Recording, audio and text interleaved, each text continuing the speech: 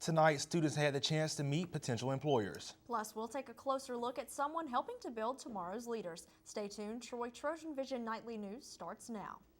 From the high-definition digital production center on the Troy campus, with news from Troy University locations around the world, this is Troy TrojanVision Nightly News.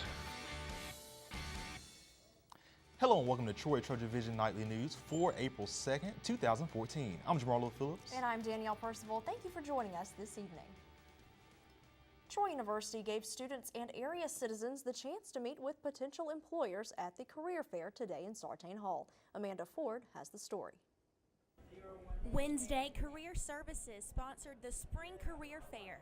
Employers visited Troy's campus to meet students who are beginning their job search. The career fair has been fantastic. We've had over 50 companies that have come and a lot of students and some alumni that have come as well. And we've heard lots of good success stories of students being asked for interviews and some that are real hopeful to get a job from it. Through the career fair, students are given the opportunity to meet future employers before graduation. Well, my main thing that I want to accomplish is that I would just like to keep in contact with some of the people that I met from the different programs and see if I'm able to get a job by the time I graduate in December 2015. Expecting to get out of it maybe a job opportunity, maybe several job opportunities, get my resume out there, maybe get my foot in the door, maybe for an entry-level job, who knows, that's what I'm looking for mostly. Career Services made it possible for students to give their resumes to employers and even have a professional headshot made. Our main goal of the career fair is really to introduce these employers to our students. A lot of them have jobs right now available, but some of them just want to start to form those relationships with students. So that's our main goal, is provide a networking opportunity for our students and alumni. Amanda Ford, Troy TrojanVision News. The Office of Career Services is located on campus in Eldridge Hall. There's about a month left here in the spring semester, and even though there is still little time left for classes, Troy Student Government Association wrapped things up with one last meeting for the spring. Devin Smith gives us a look.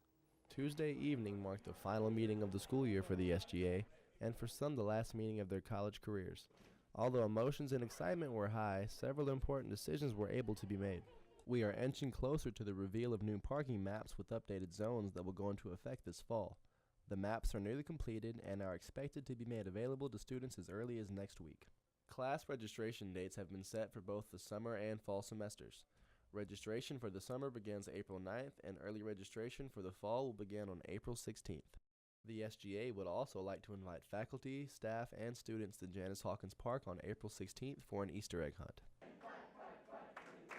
A final Trojan cheer served to be a fitting end for what has been a productive year for the SGA. It's a special meeting, but it was a good way to just wrap up the semester. I feel like all the senators had, a good time, and we also conducted business, and we passed resolutions that needed to be passed. And so we still took steps, even though it was our last meeting.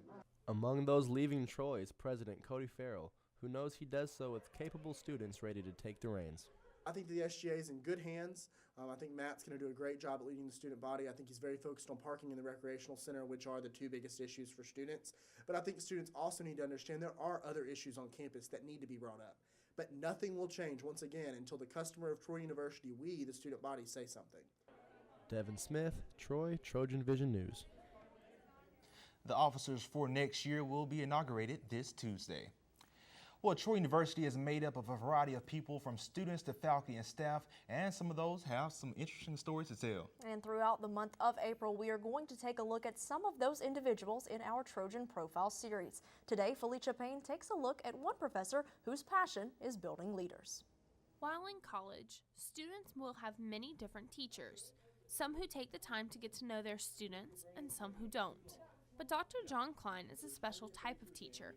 He not only knows his students by name, but knows about them. To him, this is more than just a job. Well, I am called the director for the Institute of Leadership Development, but that encompasses more things than some people think, because we have different kinds of conferences. But I think what we're best known for is the leadership minor. And what do? I just have fun. In his time at Troy, the Iowa native and former U.S. Air Force Air University civilian professor has created and developed Troy's leadership minor that is now offered on the Troy and Montgomery campuses and online. Really around 2007, I got the idea in 2006, but 2007 I think, that's when I said we need a leadership development minor.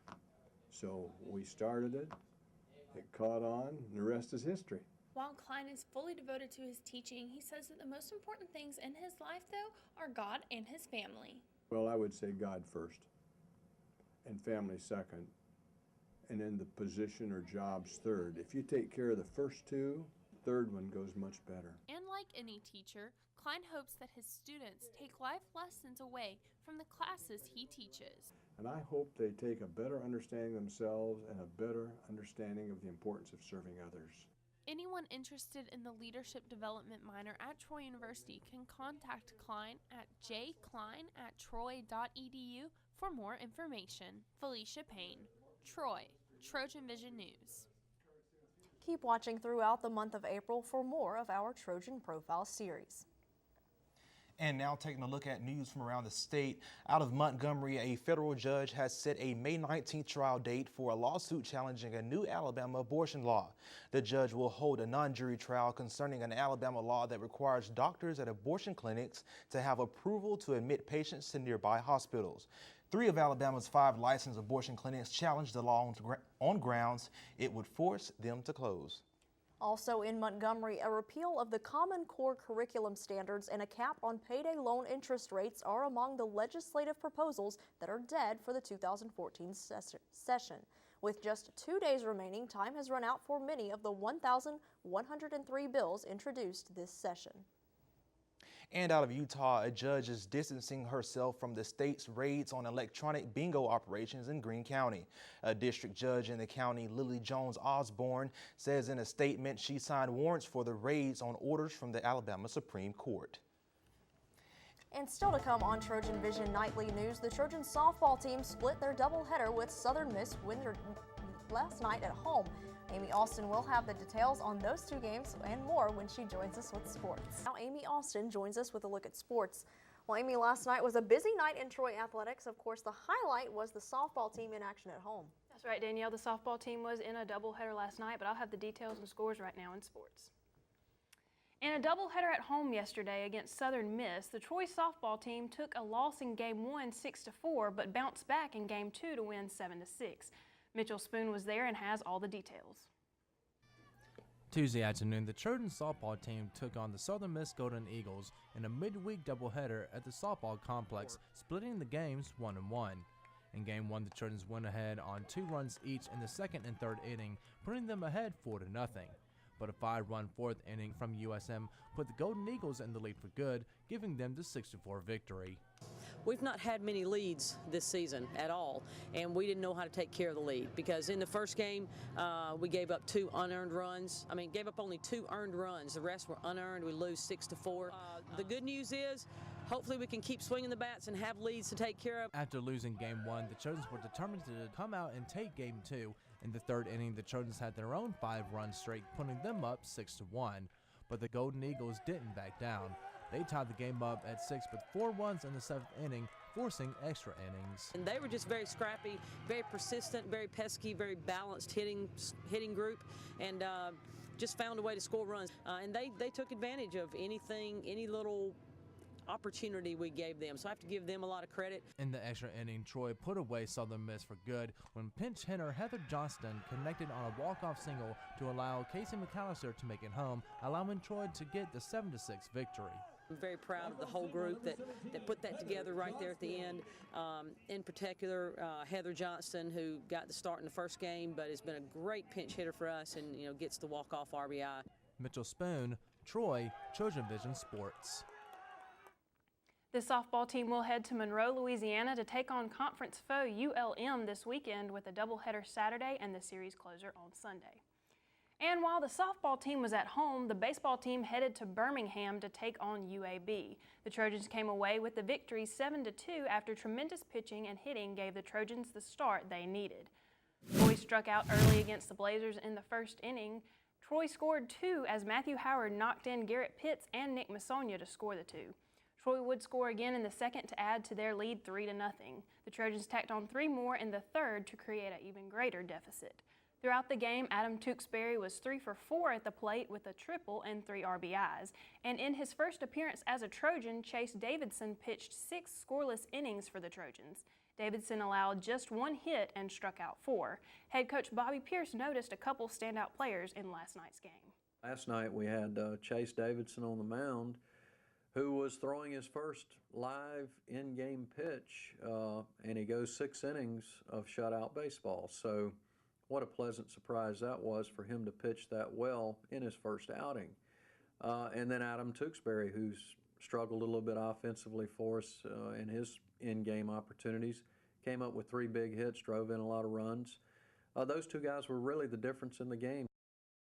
The win marked the first time Troy had beaten its in-state rival since 2010 and broke a string of 6 consecutive losses to UAB. The baseball team will be in action this weekend at home with the 3-game series against the University of Louisiana at Lafayette. Trang Hune for the women's tennis team was awarded Sunbelt Player of the Week. When Troy played UL Lafayette, Hune dominated in the 1 spot for singles and doubles. With the win at singles, Hune had her 6th straight singles win and contributed to the women's 6th win in a row. And also in tennis action, both the men's and women's tennis teams faced Jacksonville State earlier today. The men's team is coming off a loss to UT Arlington 4-2, while the women's team is looking to add their streak. The women have won their last 6 and hope to tack on another.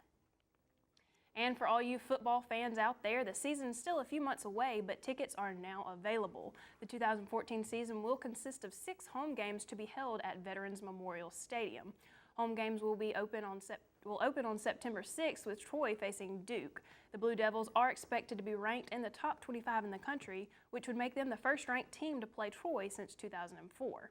Troy will also play host to new conference foes Appalachian State and New Mexico State. Tickets are now available online, on the phone, or in person.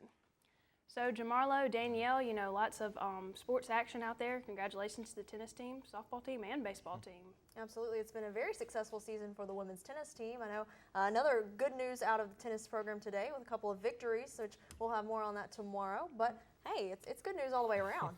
Can't get much better. All right. Thanks, Amy. Thank you.